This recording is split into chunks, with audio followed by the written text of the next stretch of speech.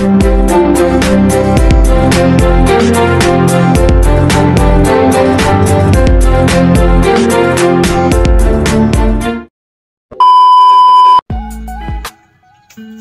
good morning.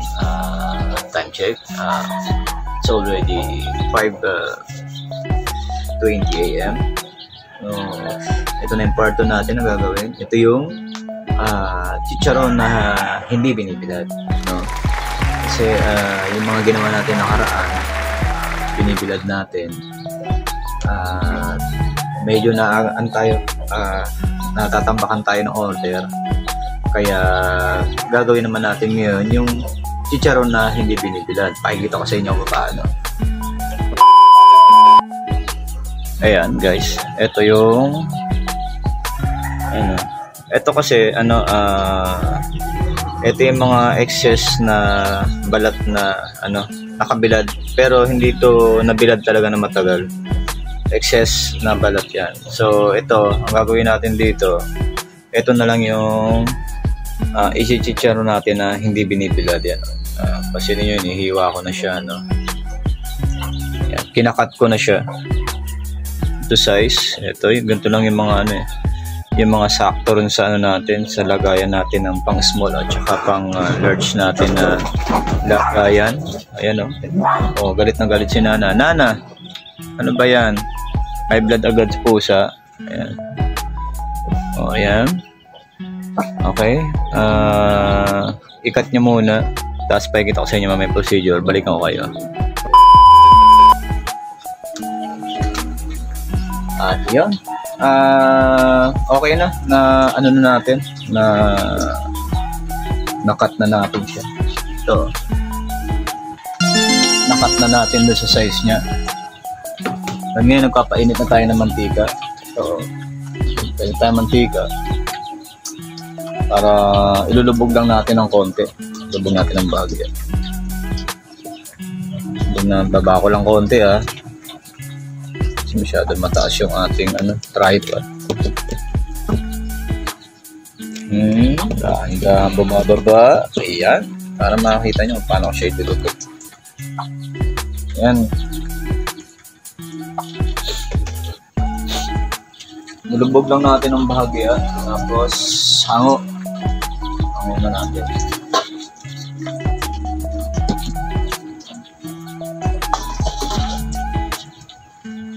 Natin to ilulubog lang natin sa mantika tapos hango. Mga lang yan, mga 20 seconds ganun. Saglit lang, asin talagang painitan mo lang. Ayun medyo mainit na. Okay lang yan, yung malakas na apoy.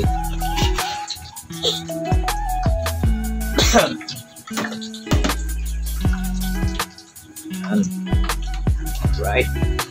Ito yung hindi na binibilad kasi medyo para kahit na ang panahon maulan, makagawa pa rin kayo ng chicharrones.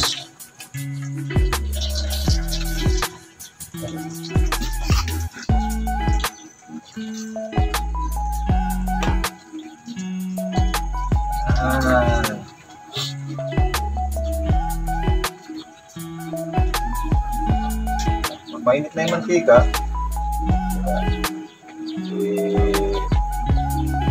Hango na.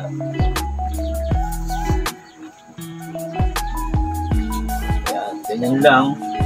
Ganyan dito. Hatiin natin ang dalawang batch para kasi masyadong marami. Masyadong marami para dito sa talyasi ko. Ito yung tira rin sa 6 na kilo. Ay hindi, ano pala to? Ito pala yung kinuha natin kahapon. Tama ba? Pero meron pa tira dito yung sa 6 na kilo natin nung kahapon. Tapos meron kasi akong nakuhang 6 na kilo, tapos nagawa ko yung iba. Tapos yung kumuha ulit ako kahapon ng balat sa palengke. Kasi ito may na ano, parang mix na siya. Mix na. Meron pang tira sa 6 na kilo. Na o yan, okay na. Ito. Ito ang gawin ko lang para mapainitan sa ibabaw. Nasa ibabaw pala. Mapainitan din. Kasi hindi siya lumubog sa mantika dahil marami na ilagay. Daming lango. Ito ang isa sa ano, malileste. Maliles tayo sa oras, maliles tayo sa ano. Kasi pagka bilad, matagal. O ito naman, gagawin natin yung hindi binibilad. Less sa oras, makakapagpahinga tayo sa ano, makakapagpahinga na matagal. Kapag-relax tayo, tsaka yan, yung mga langaw. Hindi kasi may iwasan yan. Basta nagtititsarong ka talaga. Yan isa sa mga kakambal. Malangaw. Kasi nga, syempre, karne ito. Sunod-sunod na yan. Ito nag-aamoy-amoy yung mga karne. Yan. Yan, wala na siya ng katapuan. Ano na ito? Mainit na.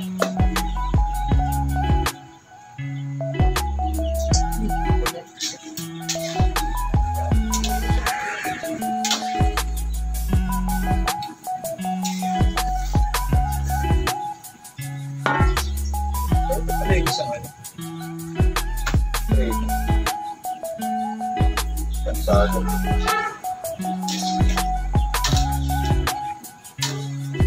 Nasaan yung manok dito, Nots? Hindi. Ay, hindi ito.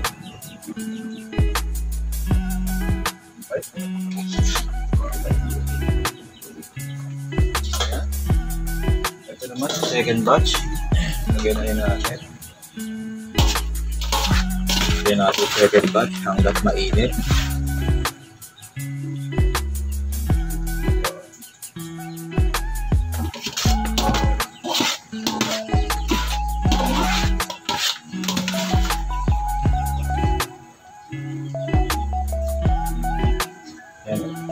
Dami ng ginawa ko. Dami kong ginawa ngayon na ano kasi marami pa rin tayong order at saka syempre kailangan natin mag-buffer para sa susunod yung mga order hindi naghihintay. Nabigla kasi kami na na yung order na nakaraan. Hindi sasapat yung stock ko. Hindi sasapat yung Agad. Saka syempre, di ba? Binibilad ko pa nga kasi ngayon nga, pinakikita ko yung traditional way ng pagtititsaron. At yun, tapos na tayo sa traditional way na na pagtititsaron. Kaya ito na yung mabilis na proseso. Yung paggawa ng chicharon na hindi na kailangang ibilad sa araw, no? Less na tayo sa oras, makakapagpahinga tayo ng mas mahaba. Syempre, kung mas less oras, mas mabilis yung production natin para sa mga customers natin. May maibibigay agad tayo. At isa pa yan, ito nga, yung environment. Di ba syempre pag malangaw, alam mo na susunod, pag malangaw, may tendency na yung mga karne dapuan tapos maitlogan, kaya chinecheck talaga namin maigi para hindi siya maitlogan ng langaw. Yan naman talaga ang karuktong ng karne. Once na na-expose yung karne, pupuntaan ng langaw, then iitlogan at alam mo na yung kasunod. Ngayon, okay na. Patayin na muna natin. Yan, patayin muna. Pinatay ko na yung kalan, ha? Pinatay ko na. Anong oras naman? Ha? 7:15. Oh, 7:15. 7:15 a.m.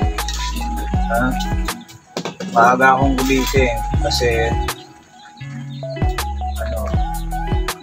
Marami pa kaming order.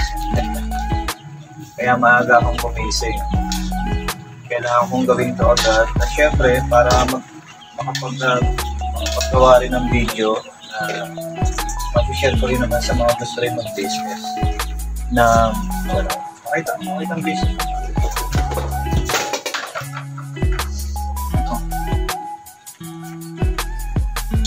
Wala na rin.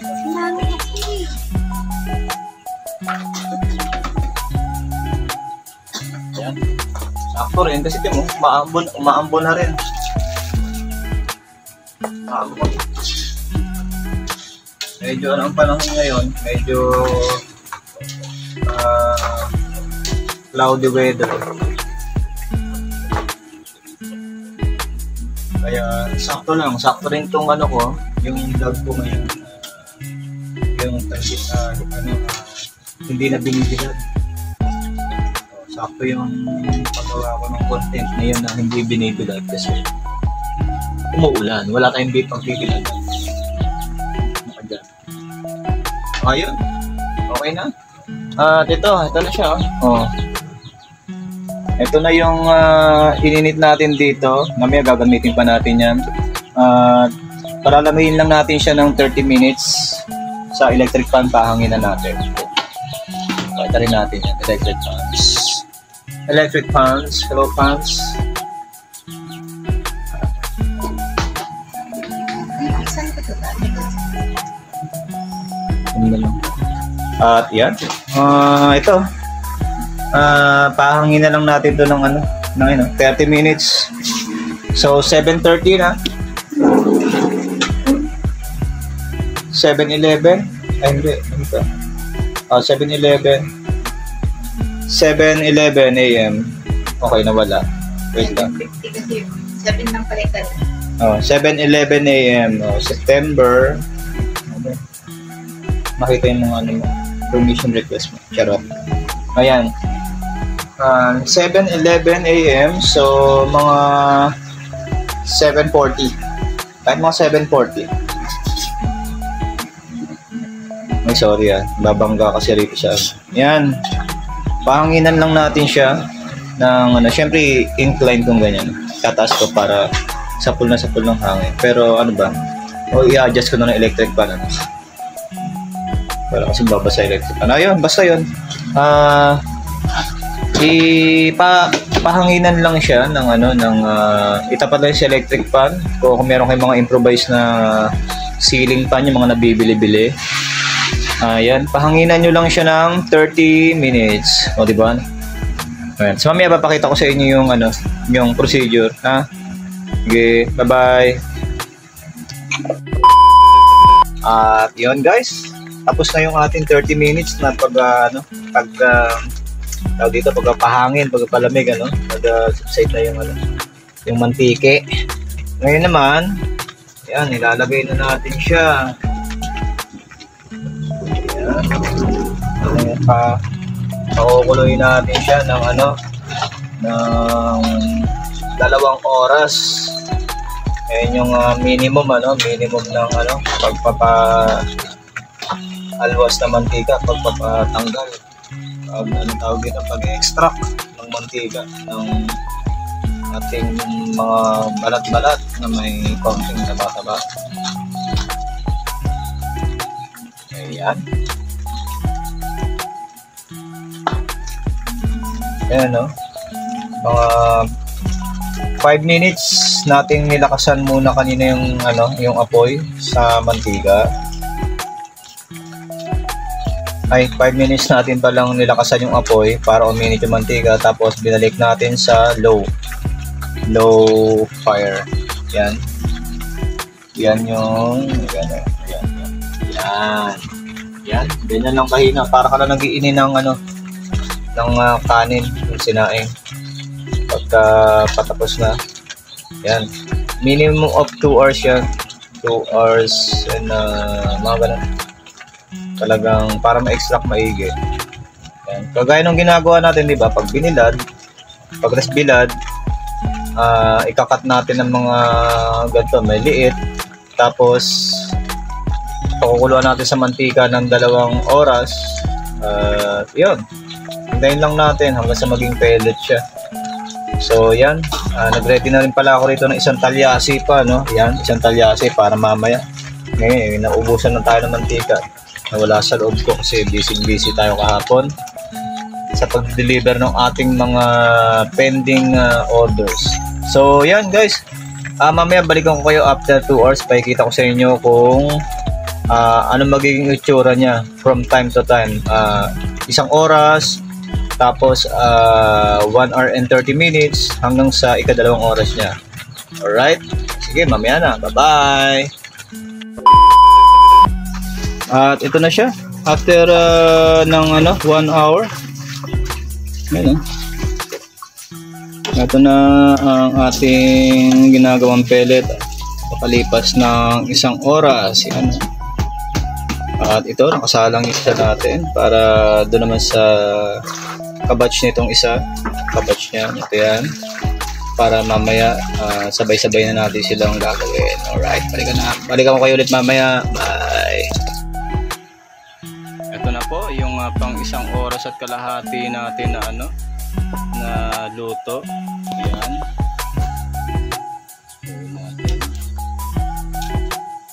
Pang 1 oras kalahati. Ayan. Ito isa. Ayan. Ayan, medyo dumidikit kaya nag-adjust tayo ng apoy. Kasi pagka ganyan, hindi ko pwede, mare-reject yan. Ayan, kaya kailangan nag-adjust tayo ng apoy dyan. Lakasan na natin yan actually. Ayan, balikan natin. Ito yung ito medyo nahuli to. Ito yung nauna. Kaya medyo hiwa-hiwalay na siya. Ito nagdidikit-dikit pa lang kasi ito nasa pa lang to, 45 minutes pa lang to. Alright, balikan ko mamaya pagka tapos na sila at ready na pang pellet. Alright, bye! Wala. Okay na. Ito na yung mga pellet natin. Palalamigin na lang natin siya ng 30 minutes. Tapos yun. I-ready na natin to para mamaya papuputokin natin to. Ganun lang. Walang masyadong proseso. Hindi siya binilad. Hindi natin binilad ng 5 oras to.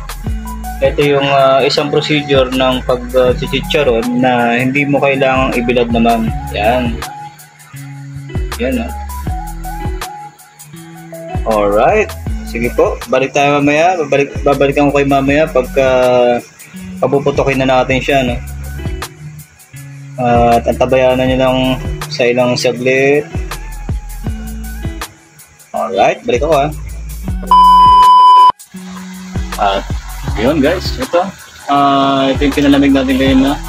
Nilabog muna natin ng konti sa mainit na mantika. Tapos dito natin lulutuin. Yan, dito natin lulutuin sa kalan na hindi lang takas yan. Takas yan. Dito natin lulubog ngayon yan yung mga ginawa nating pellet. Kaya abangan nyo. Maya konti painitin na natin mantika. Ayun, okay na. At ito, lulubog na natin. Tignan natin kung magpapa. Tignan natin. Check.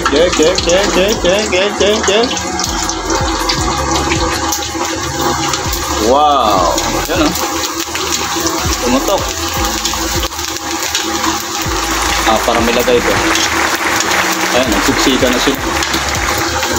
Napuno ang ating kawali. Napuno yung kawali. Ayan. There you go. Alisahan na po silang lahat. Ayan na.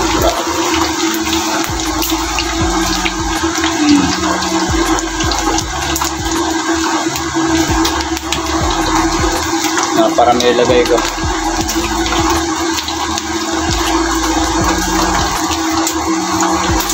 Ayan. Dinig naman nyo. Ayan, dinig nyo po na naglalagulto ka na sila. Ayan. po yung yung procedure natin ito, yung hindi pa binilad. Ito ay rektang luto-luto. Luto-luto lang daw. Oh, parehas din nung binibila, di ba? Kaya iba ka talaga, Master Mandoming. Shoutout sa iyo. Sana umabot sa ito, Mandoming Pulutan. Ako po. Sa kanya ko nakuha yung technique na yan. Doon marami namang gumagawa na nito, no? Pero kasi magaling mag-explain si Mandoming. Talagang lahat ng detalye. Wala akong nilaktawan kay Mandoming. Ultimong mga commercial ng ads niya, hindi ko nilalaktawan niya. Mandoming, baka naman.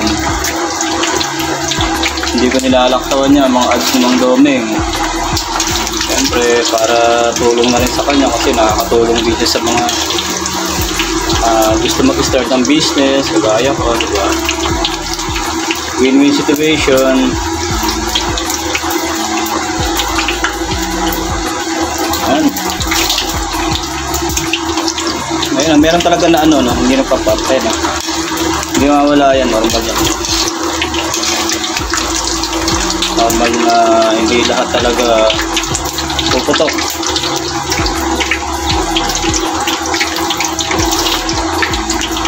Ayun na.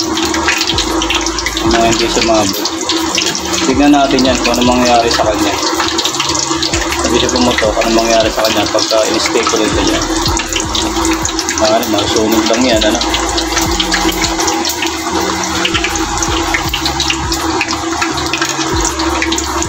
Tapos meron siyang mga parang matitigas talaga yan. Ayun yung chichar na hindi pumutok. So, ang mangyayari sa kanya, ang mangyayari dyan, doon yung sa mga abangers natin, yung mga pangusahog. Separate natin.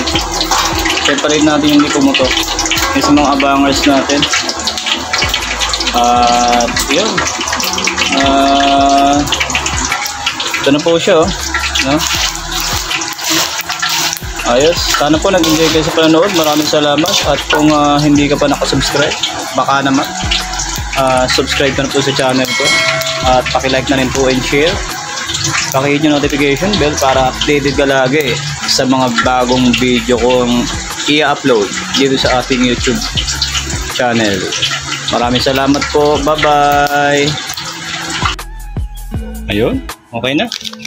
Ito na yung ating finished product. Yung ating finished product ng chicharon. So, hindi ko pa nabilang lahat. At yung iba, mamaya natin lalagyan ng suka. Wala pang suka ito. Lalagyan natin. Maging ganito itsura niya. Yan. Diba? Yan, magiging itsura niyan. Yan. So mamaya babalikan natin yan at lalagyan natin ng suka sa loob para ready nang ibenta. Alright, maraming salamat po sa inyo mga kapadyak. Hanggang sa muli po, maraming salamat.